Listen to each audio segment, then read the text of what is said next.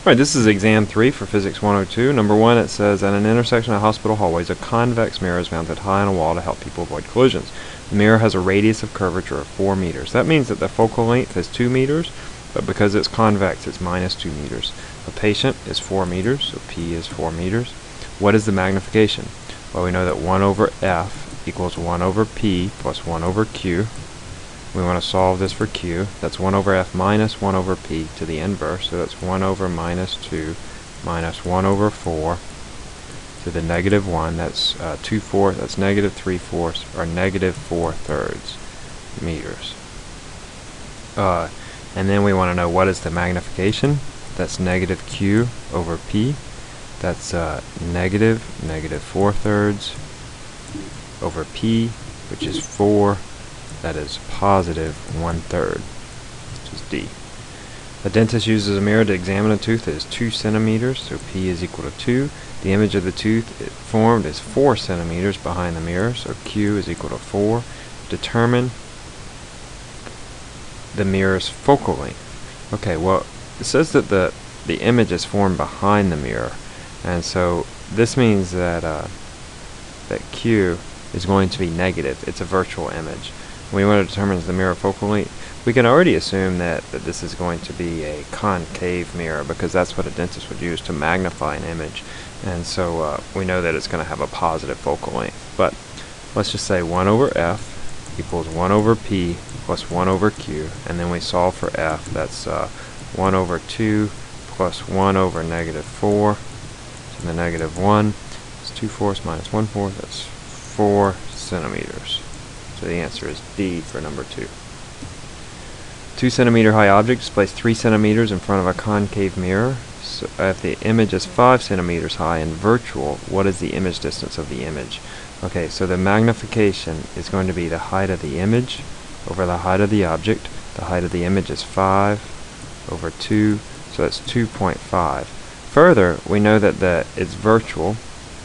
Because it's virtual, we know that M is equal to minus Q over P.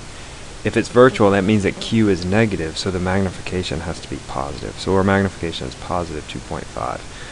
We know that the object distance is 3 centimeters, and we want to know what is the image distance. So we just solve here for Q. Q is equal to negative PM. That's negative 3 times 2.5, which is 7.5. Negative 7.5 centimeters. That is B. 3 is B. A person uses a convex lens that has a focal length 12.5 centimeters to inspect a gem. The lens forms an upright image. Is the image real or virtual? It has to be virtual, because if it's upright, that means that the magnification is greater than 0, and since M is equal to minus Q over P, Q has to be less than 0 in order for the magnification to be positive. And if Q is less than 0, it's virtual. It's negative, so it's virtual. Concave lens has a focal length of 10 centimeters. Concave lens, that's a lens like this. The focal length is minus 10 centimeters. If the object is located at 10 centimeters to the left of the lens, that means that P is equal to 10 centimeters. Where is the image? So we say 1 over F equals 1 over Q plus 1 over P. And then we solve for Q. 1 over F minus 1 over P minus 1. That's, 1 over minus 10 minus 1 over 10 to the negative 1. That's negative 2 over 10, which is negative 5 centimeters. And since it's 5 centimeters, negative 5 centimeters, it's going to be on the same side as the object, which is to the left of the lens. So it's A. 5 is A. You focus an object that is very far away. The object moves closer to you. What is the focal length of your eye lens has done what? If you focus on an object that's very far away, the rays are parallel, and they focus at the focal point. So your focal point is at the back of your retina. But if you focus on something that's closer, then your focal point has to be less, because this is going to, the image is going to form behind the focal point. So in this case, your focal length has decreased, of the eye lens it has decreased. So the answer is B for that. Number 6 is B. This figure shows a two-lens system, and the object is a distance 30 centimeters to the left of lens 1. What is the location of the final image? So P1 is equal to 30, F1 is equal to 10, Q1 is equal to 1 over F1 minus 1 over P1 to the inverse.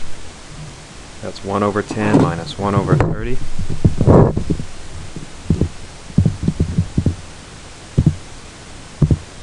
Gives me 15. That means that the image is going to be 15 centimeters right here.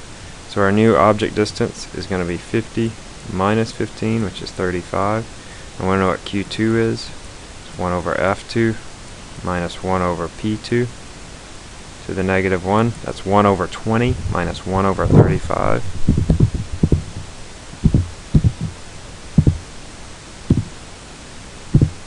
Gives me 47 centimeters. And that's going to be to the right of this lens too. So the final image is going to be 47 centimeters. That's A. 7 is A. What happens to the image size of a flat mirror when you move away from the mirror? Okay, the image size, it doesn't change at all because your object and image distance are changing at the same rate. And since magnification is minus Q over P, then your magnification doesn't change. So it's C. If you want to set fire to a pile of leaves with a lens, which of these is the best one to use? The lens that you would use would be a converging lens like this, which is called a convex lens. That's A. Okay, there's an error here. This should not say mirror, it should say lens. So all these are lenses. Alright, the following figure shows the position of a lens, the object, and the image. What type of lens would produce the image as shown? Okay,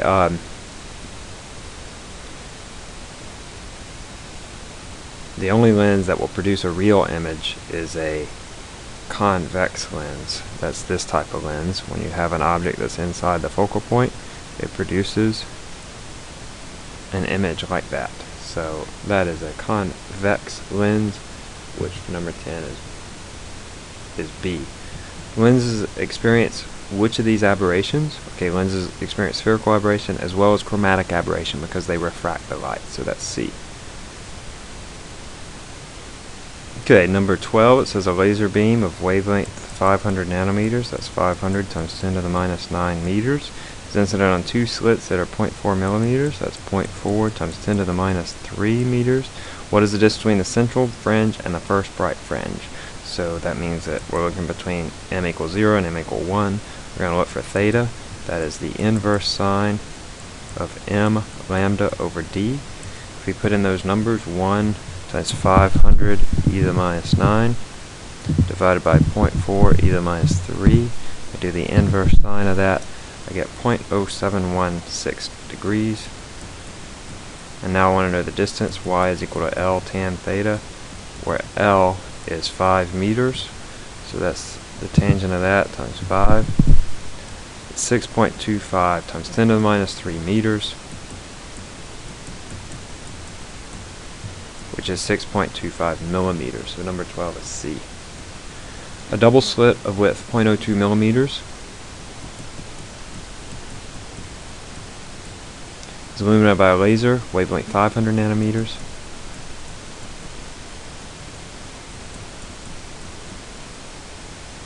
How many fringes are present on the screen? Alright, so that means we're looking at theta equal 90 degrees and solve for m. This is d sine theta over lambda, so that's just d over lambda, which is 500 e to the minus 9, because the sine of 90 is 1, divided by 0.02 e to the minus 3.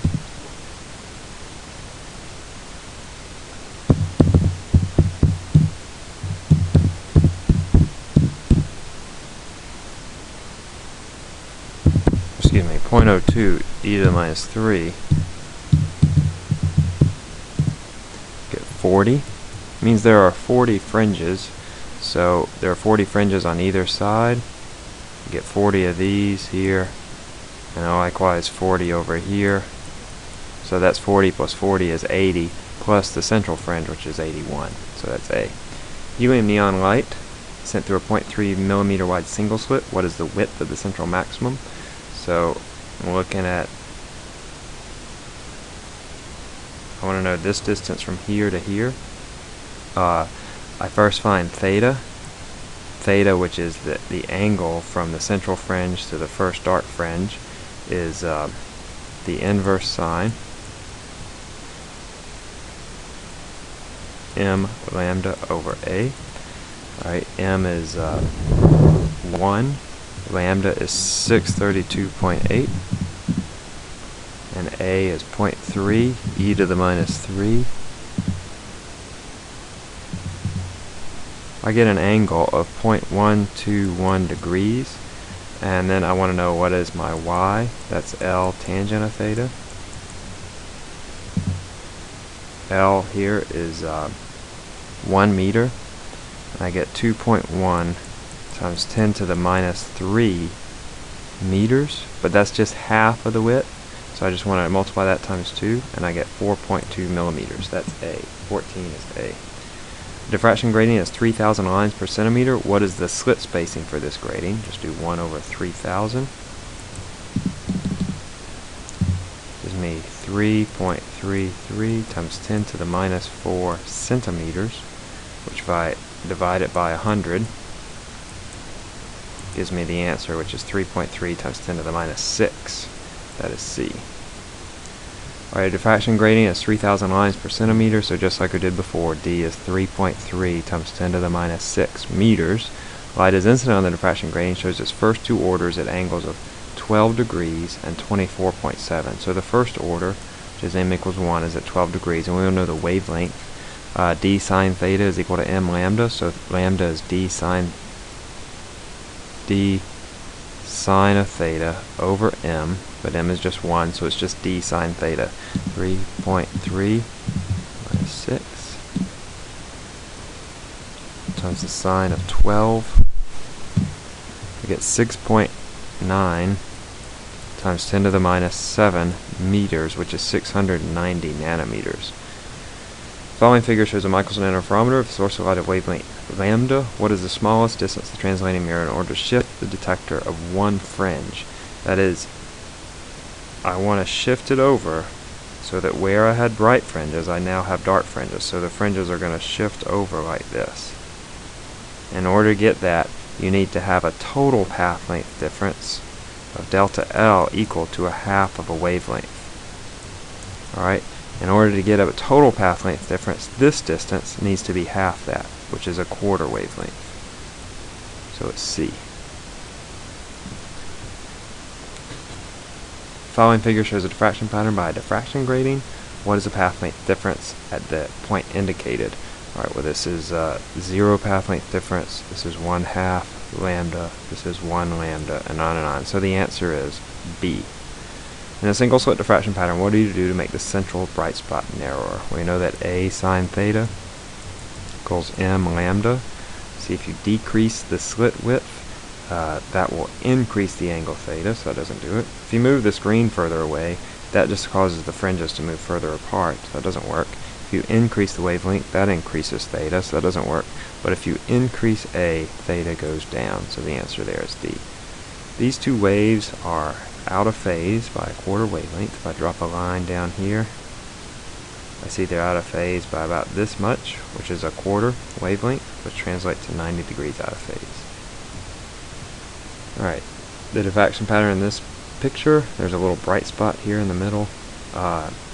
That's caused by light incident on a circular object, like a painting.